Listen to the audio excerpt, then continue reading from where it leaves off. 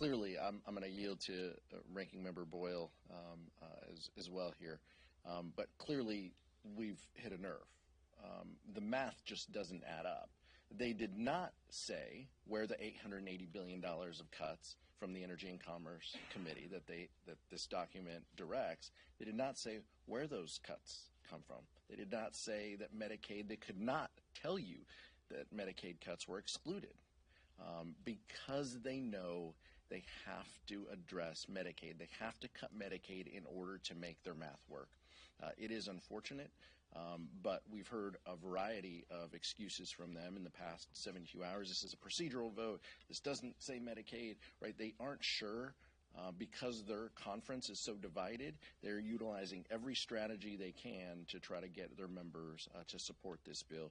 We won't stand for it. We stand with our communities, hundreds of thousands in each of our districts who benefit from Medicaid, get their health care delivered by Medicaid.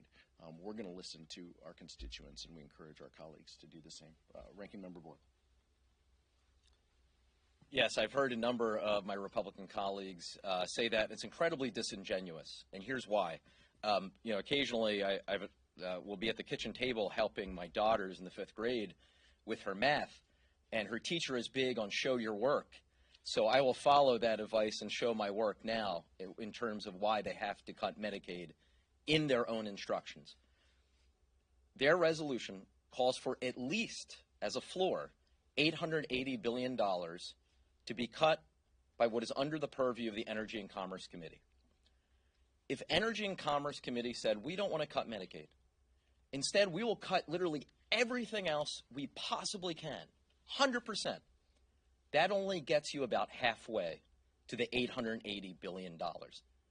So by definition, they have to, as a minimum, cut hundreds of billions of dollars from Medicaid.